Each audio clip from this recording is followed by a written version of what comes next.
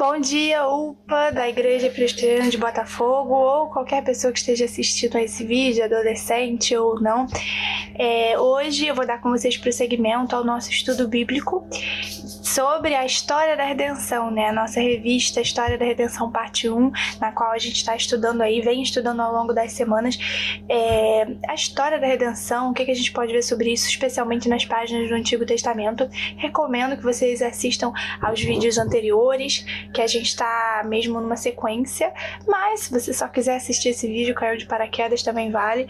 Hoje, nessa lição específica, na lição de hoje, lição 12, a gente vai ver um pouco sobre os reis que passaram ali pelo povo de Israel, de Judá, que para mim mesmo era uma coisa meio confusa, que a gente às vezes não entende. Na Bíblia a gente vai ver vários nomes e listas com vários reis que parecem um pouco chatas, um pouco sem sentido, porque devemos ler isso e aprender isso, por que isso está na Bíblia, enfim. Mas hoje a gente vai esclarecer, eu espero conseguir esclarecer um pouco essa questão, falar um pouco dos reis que passaram pelo povo escolhido de Deus do Antigo Testamento.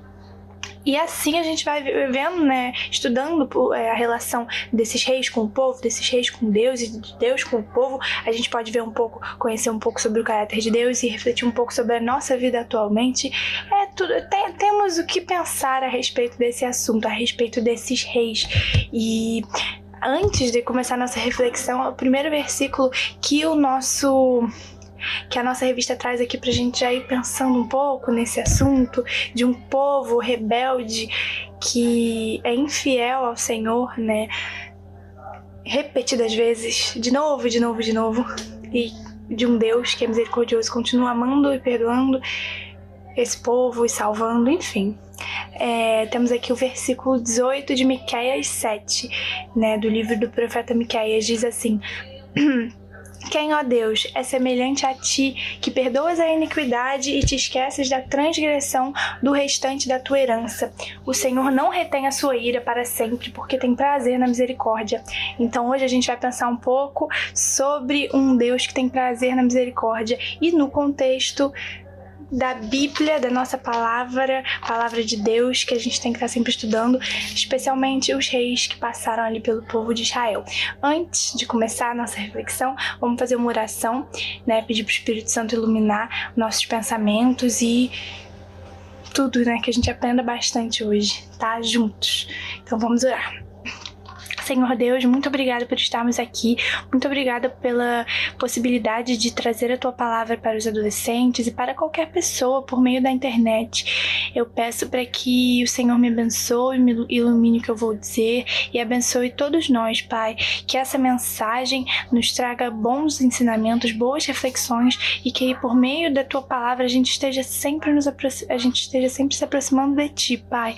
Eu peço para que o Teu Santo Espírito ilumine a nossa reflexão, ilumine cada pessoa que vai estar assistindo. Peço para que por meio dele eu possa trazer a Tua mensagem, Deus, trazer uma mensagem de verdade, de vida, de salvação. Em nome de Jesus, amém. Gente, então vamos lá. Por que devemos ler essas listas de reis? Por que isso está na Bíblia? Qual a importância disso? Então, antes, né, de começarmos a falar especificamente dos reis um pouquinho, é importante a gente pensar nisso, porque pelo menos eu acho que para mim é uma coisa que acontecia bastante, de eu achar uma parte um pouco confusa da Bíblia e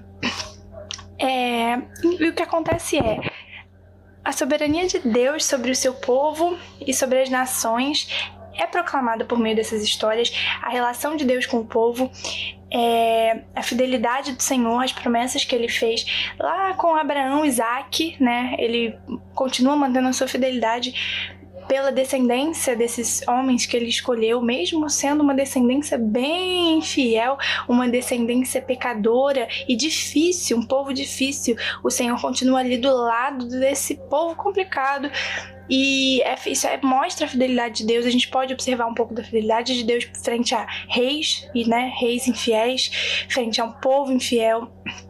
Essa fidelidade nos impressiona quando a gente lê um pouco na Bíblia sobre graves pecados cometidos pelo povo de Deus, pelos reis, né, que eram os líderes do povo. Então a gente pensa, o rei é o líder, é quem vai guiar o povo, é quem vai meio que ditar ali a vibe que tá rolando. Se um rei é infiel, é pecador, ele vai influenciar o povo a seguir esse caminho. Então, a gente vai ver nesses relatos que estão aqui graves pecados cometidos contra o povo de Deus, que devem ser lidos com atenção e devoção, mesmo que às vezes sejam umas coisas difíceis da gente entender, difíceis da gente, ler e achar, olha que maravilha, entendeu? Às vezes a gente vai ler e ou não vai entender ou vai achar horrível, mas porque é mesmo pra gente ter essas sensações, né? E por meio desses registros aqui, a gente pode conhecer um pouco mais do nosso Deus que é fiel e misericordioso e paciente, muito paciente com a gente, né? Com os seres humanos. Então, vamos lá, né? Pegue a sua Bíblia e presta atenção. Se quiser um papel, uma caneta, anote, ou só ouça o que eu vou dizer e vamos pensar juntos, né? Então, conforme, né, na lição da semana passada, a gente viu um pouco sobre a história de Salomão, né? Como ele vira rei e o que acontece ali com ele. Isso tá no livro de 1 Reis, né? Nos primeiros 10 capítulos vai mostrar a ascensão dele ao reino e seu esplendor ali, né? O seu auge. Depois, a partir do capítulo 11, mostra um pouco do declínio de Salomão, declínio do seu reinado. E por causa de Davi, por causa do amor de Deus por Davi, né? Por esse servo, por esse rei amado por Deus e por causa da aliança do Senhor com Davi, enfim, o reino de Israel não é imediatamente tirado dos descendentes de Salomão, dos descendentes de Davi, né? A linhagem é preservada ali, a dinastia, que seria essa linhagem real que vem a partir de Davi, ela não é imediatamente tirada, permanece, né? Por causa justamente da fidelidade de Deus. Você vê a promessa para Davi, né, e o amor por Davi, ele continua preservando a linhagem desse servo, mesmo que seja uma linhagem rebelde, né? Salomão vai ter o seu declínio, vai ter os seus pecados e a sua idolatria, mas o Senhor continua ali, o reino continua sendo dos descendentes, só que de uma maneira um pouco conturbada, porque onde tem pecado tem problema, onde tem gente tem problema. E a gente pode ver isso um pouco, eu recomendo a leitura, né, dos livros de 2 Samuel, Reis, né, os 2 livros de Reis e os 2 livros de Crônicas. São livros que contam a mesma história, só que variando ali na quantidade de detalhes e na perspectiva. Mas o foco é sobre os reis, né, que é o que a gente está estudando hoje, os reis, os homens que reinaram sobre o povo de Deus. Então, a gente lendo esses livros, a gente pode acompanhar como depois da morte de Salomão, o seu filho Roboão é quem começa a reinar. E o que acontece com Roboão é que ele não era sábio, entendeu? Ele não tinha muita sabedoria rolando ali, ele não era temente a Deus como seu pai foi, né? Pelo menos no começo do seu reinado. E logo no início do reinado de Roboão, ele já enfrenta um conflito, que é quando o povo pede para que ele alivie a carga de impostos, alivie a carga tributária, seja mais... traga ali um alívio sobre o povo que estava enfrentando muita dificuldade desde o reinado de Salomão. Mas, ao invés dele se aconselhar com os anciãos, os conselheiros mais experientes que ele podia consultar ali na realeza, ele vai falar com seus amigos, que não tinham tanta sabedoria, também não tinham a cabeça ali muito centrada, eram jovens, também não tinham tanta experiência, e ele segue o conselho dos seus amigos de, ao invés de aliviar o povo, piorar, né? Trazer mais opressão, mais cobrança, mais opressão sobre o povo. Ele segue esse conselho insensato e o resultado, gente, é uma catástrofe, porque ele decide agir pior do que o seu pai havia agido no comando do povo, na cobrança, e ocorre uma divisão, uma divisão de Israel em 2 povos, o povo do sul e o povo do norte. De um lado são 10 tribos que passaram a ser chamadas de Reino do Norte ou Israel, e do outro a tribo do sul, né, o Reino do Sul, que são 2 tribos que passam a ser chamadas ou de Reino do Sul, né, como eu falei, ou de Judá somente. E essa divisão, né, um povo que era para ser unido, divisão não é boa, né? Ocorre ali uma quebra no povo, e isso ocorre, né? Isso é uma coisa horrível que acontece como consequência. E é uma consequência tanto dessa insensatez que eu falei ali do Roboão, quanto também uma consequência ali dos pecados de seu pai Salomão, né?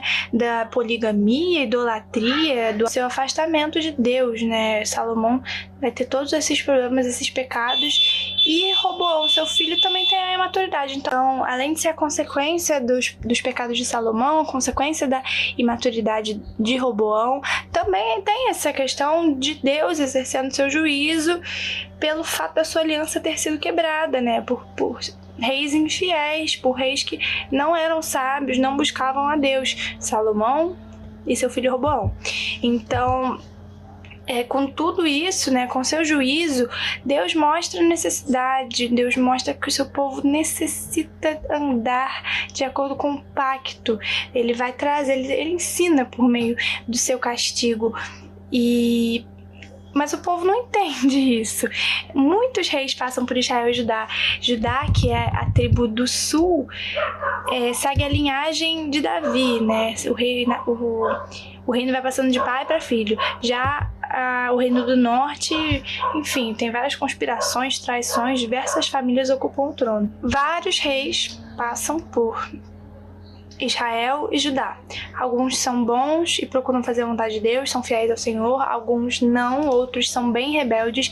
E lendo o relato aqui no Antigo Testamento, a gente pode tirar algumas reflexões disso a partir da conduta desses reis e das consequências que isso vai trazer para o povo. Mudam os reis, mas a desobediência não, né? A desobediência à aliança do Senhor, né? Que seria ali de servir a Deus, de cumprir com os seus mandamentos.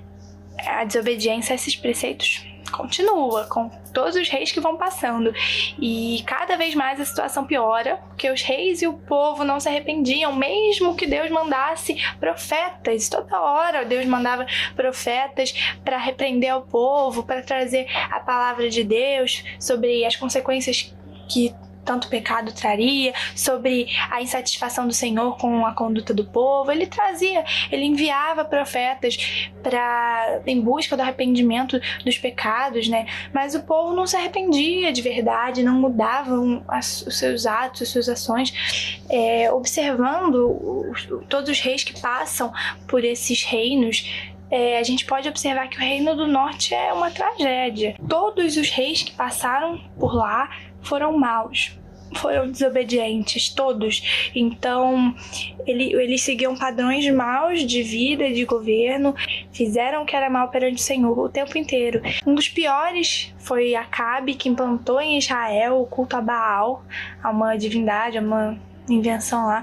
E o povo gostou da ideia, foi atrás, né? É algo que o Senhor condena tanto, né? E ele vai lá e faz. Então, nesse Reino do Norte, cujos reis são horríveis e não seguem ao Senhor de maneira alguma, isso traz consequências trágicas também. A gente vai ver mais pra frente, pro final da lição, sobre o que acontece com esses reinos, mas esse reino dura pouco, ele dura pouco mais de 200 anos, dura menos do que o outro, que é o Reino do Sul, o Reino de Judá. A situação também era ruim, tá? Não era boa não, mas alguns reis, não foi a totalidade dos reis que foram horrorosos, alguns ainda se salvaram. O Reino do Sul, né, o Reino de Judá, dura um pouco mais, ele tem alguns reis que seguem ao Senhor, poucos, mas tem. Embora alguns dos reis ali de Judá tivessem feito o que era reto perante o Senhor, a maioria era má, eram desobedientes, eram reis desobedientes. Por exemplo, né, o caso de Manassés, que fazia de tudo para provocar a ira do Senhor. Ele gostava de horóscopo, né, de adivinhação, que era algo que o Senhor condenava, de conversar com mortos, construiu um altar aos deuses dentro do templo do Senhor e sacrificou seus filhos, até chegou a sacrificar seus filhos para outros deuses. Você vê, ele provocava ali uma ira extrema no Senhor, fazendo várias coisas que Deus condenava. Ou seja, um rei pior do que o outro ia surgindo e parecia que não tinha esperança. Mas é aí que a gente vê o Senhor operando. Mesmo apesar de toda essa desobediência, Deus amava esse povo, suportou essa rebeldia por muitos anos. Mesmo depois, quando Ele os castiga, Ele tem o propósito de conduzir o povo ao arrependimento. Então, nos livros, né, nesses livros de reis e de crônicas, eles não falam só de reis maus, reis bons, eles falam também, principalmente, né, da longanimidade, né, da paciência, da misericórdia de Deus, de um Deus que permanece com esse povo, aguenta essa rebeldia horrível e mesmo quando traz seu castigo, traz com propósitos de vida, né, de trazer arrependimento e enfim, aí a história continua. Mas é um Deus misericordioso que foi tardio em irar-se contra seus filhos rebeldes. Ele demorou para irar-se e mesmo quando irou, foi com propósito, né? Enfim, dos reis que reinaram em Judá e em Israel, nesses dois reinos divididos, de 40 reis, apenas 8 foram bons. Então, isso também traz pra gente uma certa reflexão, né? Costuma ser assim, é sempre assim, na verdade. Poucos são os que fazem a vontade de Deus. Até esses reis que foram bons, que procuraram fazer a vontade de Deus, fazer o que era bom, apesar de terem feito o que era bom perante o Senhor, eles não conseguiram também conduzir o povo ao total arrependimento, né? Um arrependimento verdadeiro. Quando eles surgiam, esses reis bons, reis que faziam o que era bom perante o Senhor, era como recomeço.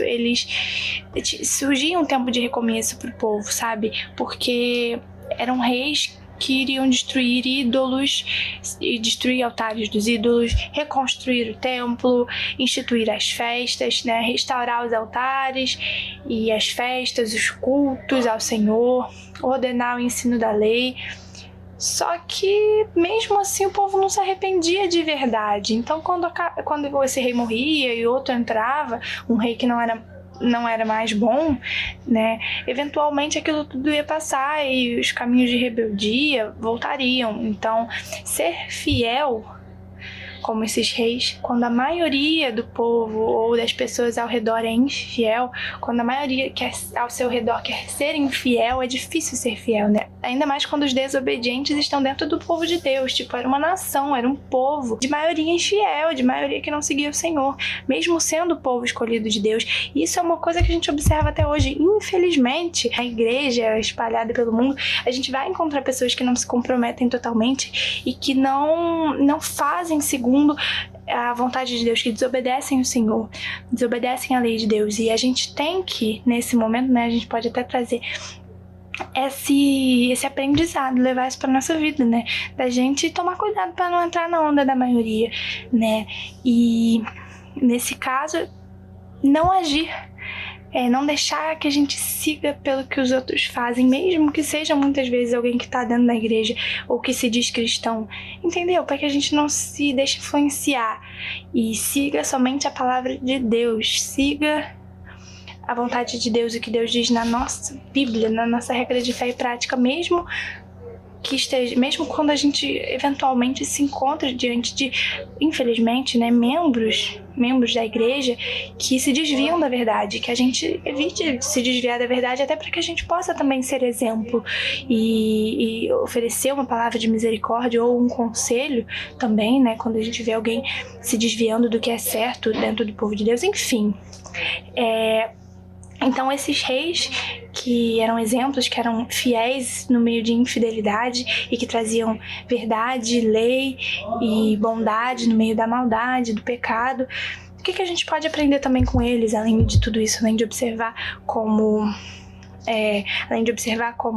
poucos são bons em meio aos ruins, poucos seguem verdadeiramente a Deus, que é algo que a gente até hoje vê, além de perceber isso e além de perceber que é difícil ser fiel no meio de infiéis, mas que mesmo assim a gente deve buscar seguir a palavra de Deus para que a gente não siga a influência de pessoas que às vezes dentro do povo de Deus estão fazendo mal. Enfim, além dessas duas questões, o que mais a gente pode aprender com esses reis que foram bons?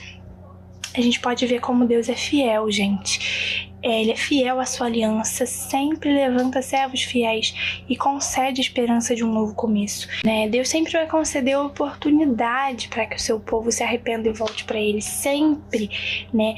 Vezes e vezes, a gente sempre pode se arrepender e voltar ao Senhor. Deus concede essa oportunidade. No contexto do povo judeu, a gente vê isso por meio desses poucos reis que apareciam, que eram bons, mas hoje em dia a gente pode observar isso de diversas maneiras.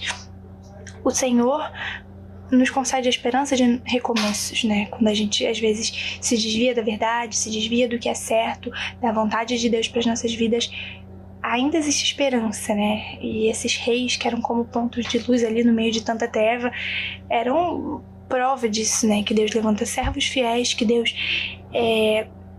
oferece oportunidade de arrependimento, oportunidade de recomeço.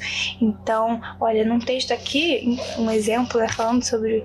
A gente cita um pouco alguns dos reis, fala num geral sobre a história deles, mas um outro exemplo aqui é de Josias, do rei Josias. Ele começou a reinar, isso é legal para nós que somos jovens, né? Eu acho que é importante ressaltar esse exemplo, porque, olha só, com apenas 8 anos ele começou a reinar. Deixa eu só encontrar aqui, peraí, que eu tenho que achar o lugar certo. Vou achar. Achei. Em 2 Crônicas, no capítulo 34, já começa assim: tinha Josias 8 anos de idade quando começou a reinar, e reinou 31 anos em Jerusalém. 8 anos. Então ele começou a reinar com apenas 8 anos. E aí com 16 ele começou a buscar o Senhor. Com 20 purificou Judá e Jerusalém, expulsando os ídolos, né? Que é aquilo que a gente falou, que quando o Senhor erguia um servo fiel ali, um rei fiel, ele mudava as coisas que estavam acontecendo, buscava acabar com a idolatria e retomar o culto ao Senhor, enfim. Então, com 20 ele purificou Judá e Jerusalém, expulsando os ídolos, e com 26 reparou o templo. Mesmo sendo jovem, ele já fez uma grande diferença. Nesse capítulo 34 de 2 Crônicas, tem um pedacinho que eu vou até ler para vocês verem. A Bíblia, na nossa Bíblia da nossa igreja, acho que é Almeida Revista Atualizada, traz até um títulozinho dessa parte. Josias renova a aliança ante o Senhor. São os versículos de 29 até 33. Eu vou ler aqui, acompanhe comigo. Então deu ordem o rei, e todos os anciãos de Judá e de Jerusalém se ajuntaram. O rei subiu à casa do Senhor, e todos os homens de Judá, todos os moradores de Jerusalém, os sacerdotes, os levitas e todo o povo, desde o menor até o maior. E leu diante deles todas as palavras do livro da aliança que foram encontradas na casa do Senhor. O rei se pôs no seu lugar e fez aliança ante o Senhor para o seguirem, guardarem os seus mandamentos, os seus testemunhos e os seus estatutos, de todo o coração e de toda a alma, cumprindo as palavras desta aliança que estavam escritas naquele livro. Isso tudo é o que o rei Josias fez, tá? Versículo 32 agora. Todos os que se acharam em Jerusalém e em Benjamim anuíram a esta aliança, e os habitantes de Jerusalém fizeram segundo a aliança de Deus, o Deus de seus pais. Josias tirou todas as abominações de todas as terras que eram dos filhos de Israel, e a todos quantos se acharam em Israel, os obrigou a que servissem ao Senhor, seu Deus. Enquanto ele viveu, não se desviaram de seguir o Senhor, Deus de seus pais. Você vê, ele jovem, ele fez essa diferença. Isso mostra, né, um pouco como um rei bom um rei bom que busca transformar, um rei bom que buscou transformar o contexto ali de infidelidade, de idolatria que estava aquela nação, como ele já fez uma diferença no povo de Deus, né? Como isso também foi uma oportunidade para que o povo se arrependesse e enfim, enquanto viveu esse rei, o povo não se desviou, seguiu o Senhor, então já é uma coisa que já valeu por isso, entendeu? Já valeu por isso. Enfim, Deus é bom, misericordioso, mas disciplina aqueles a quem ama. E foi exatamente o que aconteceu com o povo. Eu vou ler aqui dois trechos, né? Primeiro sobre o que acontece com o reino de Israel e depois com o de Judá, né? O que fim vai levar essa brincadeira aí. Depois da divisão dos reinos, o reino de Israel durou apenas 200 anos. Oséias foi o último rei de Israel. que ele se rebelou contra o rei de uma outra nação ali, chamada a Assíria, e ele se rebelou contra o rei da Assíria. Olha só, eu vou ler aqui agora, 2 Reis, capítulo 17, vou ler um pouquinho aqui, peraí. Ó, contra ele subiu Salamaneser, rei da Assíria. Oséias ficou sendo servo dele e lhe pagava tributo. Porém, o rei da Síria achou que Oséias, em conspiração, porque enviara mensageiros a So, rei do Egito, e não pagava tributo ao rei da Síria como antes fazia de ano em ano. Por isso, o rei da Síria o encarcerou em grilhões num cárcere, porque o rei da Síria passou por toda a terra, subiu a Samaria e o sitiou por 3 anos. No ano 9 de Oséias, o rei da Síria tomou a Samaria e transportou a Israel para a Assíria, e os fez habitar em Ala, junto a Abor e ao rio Gozã, nas cidades dos Medos. Ou seja, o rei Oséias se rebelou contra a Síria e o povo foi levado a cativeiro, né? Foi levado para viverem como escravos. E depois tem uma partezinha aqui que é chamada de a causa do cativeiro, que é interessante também ler, ó. Versículo 7. Tal sucedeu porque os filhos de Israel pecaram contra o Senhor, seu Deus, que os fizera subir da terra do Egito de debaixo da mão de Faraó, rei do Egito, e temeram a outros deuses. Andaram nos estatutos das nações que o Senhor lançara de diante dos filhos de Israel e nos costumes estabelecidos pelos reis de Israel. Os filhos de Israel fizeram contra o Senhor, seu Deus, o que não era reto. Edificaram para si altos em todas as suas cidades, desde as atalaias dos vigias até a cidade fortificada. No versículo 13 agora. O Senhor advertiu a Israel e a Judá por intermédio de todos os profetas e de todos os videntes, dizendo: Voltai-vos dos vossos maus caminhos e guardai os meus mandamentos e os meus estatutos, segundo toda a lei que prescrevi a vossos pais e que vos enviei por intermédio dos meus servos, os profetas. Porém não deram ouvidos, antes se tornaram obstinados, de dura cerviz, como seus pais, que não creram no Senhor. Rejeitaram os estatutos e a aliança que fizera com seus pais, como também as suas advertências, com que protestara contra eles. Seguiram os ídolos e se tornaram vãos. E seguiram as nações que estavam em derredor deles, das quais o Senhor lhes havia ordenado que não as imitassem. Então você vê, o que acontece aqui? Eles vão ser levados em cativeiro por todos esses motivos, né? Eles se rebelaram contra o Senhor, que era o Deus que sempre tinha estado do lado deles e dos seus pais, dos seus antepassados. Eles não seguem os mandamentos, os preceitos, as leis que eles deveriam seguir. Eles não ouviram aos profetas, não ouviram a voz do Senhor e foram levados em cativeiro. E uma nação somente, Judá, permaneceu por mais 150 anos. Durou mais tempo, né? Você vê, eu falei mais cedo que foi a nação que teve alguns reis piedosos, né? Alguns reis bons. Então, isso com certeza deve estar relacionado, isso com certeza está relacionado ao fato deles terem existido, deles terem permanecido por mais tempo, né? Porque esses reis piedosos fizeram Israel voltar a Deus mais vezes, né? Fizeram Israel olhar para o Senhor. Mas a rebeldia continuou e o juízo de Deus também chegou a eles eventualmente. Agora, o outro texto que eu vou ler sobre Judá, 2 Crônicas 36, versículo 17. Do versículo 17 até o versículo 21 tem o título, é legal também analisar essas coisas, o cativeiro de Judá, né? Então é sobre isso o texto. Por isso o Senhor fez subir contra ele o rei dos caldeus, o qual matou os seus jovens à espada na casa do seu santuário, e não teve piedade nem dos jovens, nem das donzelas, nem dos velhos, nem dos mais avançados em idade. A todos os deu nas suas mãos. Todos os utensílios da casa de Deus, grandes e pequenos, os tesouros da casa do Senhor, os tesouros do rei e dos seus príncipes, tudo levou ele para a Babilônia. Queimaram a casa de Deus e derribaram os muros de Jerusalém. Todos os seus palácios queimaram, destruindo também todos os seus preciosos objetos. Os que escaparam da espada, a esses levou para a Babilônia, onde se tornaram seus servos e de seus filhos, até o tempo do reino da Pérsia, para que se cumprisse a palavra do Senhor por boca de Jeremias, até que a terra se agradasse dos seus sábados, todos os dias da desolação repousou, até que os 70 anos se cumpriram. Então, o castigo agora é por outra nação também, pela Babilônia. E o grande rei Nabucodonosor invade Jerusalém, destrói o palácio do rei, leva todos os utensílios do templo, arranca o ouro que eu tinha ali. É um horror, é uma cena de filme.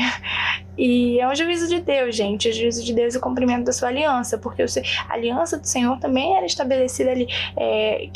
Caso o povo obedecesse, viriam bênçãos, né? A obediência estava relacionada com a bênção, a desobediência com a maldição. Então o povo foi mal e trouxe maldade para si, trouxe o juízo do Senhor, o castigo de Deus. Então Deus disciplina o povo justamente porque é o seu povo, é o povo que ele amava, é o povo que ele escolheu para si. Então ele disciplina, ele castiga, e ele desejava que esse povo fosse restaurado, né? Então, a gente pode inclusive estar certo de que ainda hoje o Senhor exerce juízo contra nós e devemos obedecer a Deus. Não por medo de que a gente vai ser castigado se a gente fizer determinada coisa, Deus castiga. Não assim, mas por respeito, por fidelidade ao Deus a quem a gente serve e certeza de que Ele exerce sim uma relação de ensino conosco, uma relação de juízo quando a gente não faz o que deveria fazer, de maneira que a gente possa também ser restaurado quando a gente se desvia. Enfim, é claro que de um modo diferente do que aconteceu naquela época.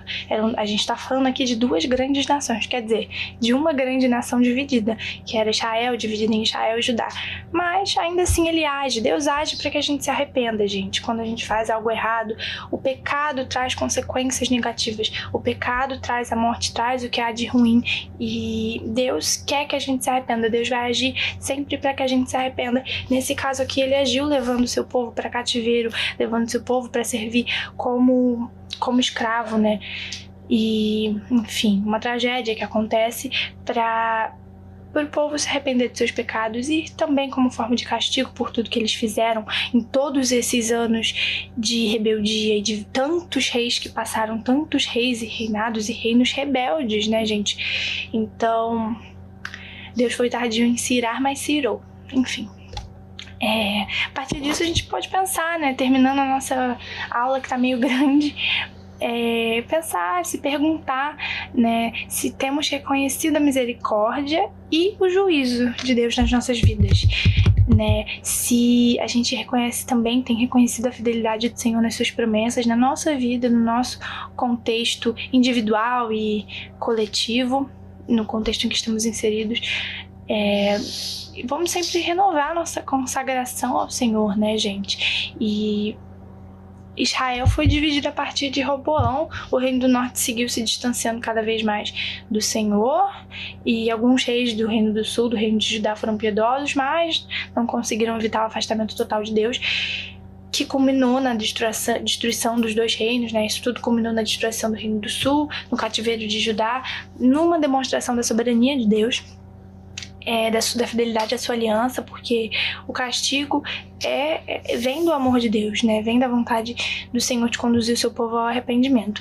E o Senhor é misericordioso, mas Ele também é um Pai amoroso, né? Que castiga o seu povo quando ele desobedece. E eu queria terminar fazendo uma oração, agradecendo por tudo isso que a gente ouviu, agradecendo pela palavra de Deus. Eu recomendo que vocês leiam esses livros, né? 2 Samuel, Reis, Crônicas. Recomendo que leiamos sempre a Bíblia toda, mas essa história está contada nesses livros. E então vamos terminar com a nossa oração. Vamos lá. Obrigada a quem assistiu até aqui. Espero que essa mensagem tenha trazido renovação e ensinamentos e, enfim, coisas boas para a sua vida. Então, vamos orar.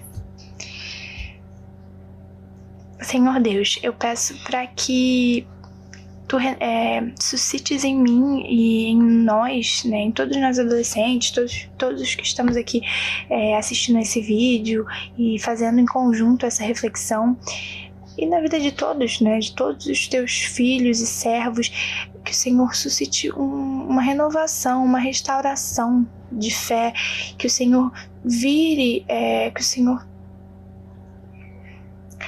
o Senhor direcione os nossos pés, direcione o nosso caminho para a verdade, para uma vida que agrade ao Senhor, para atitudes que condizem com o que Tu queres para a nossa vida, com a Tua vontade que é boa. A Tua vontade é bondade, Deus. Que a gente sempre entenda isso, sempre se aprofunde na Tua palavra e coloque ela em prática, Deus. Coloque a Tua palavra em prática, renove as nossas vidas, renova a vida de todo mundo que está assistindo, renova as nossas vidas no Teu caminho, Deus, na Tua verdade, no caminho que traz vida, no caminho que traz salvação.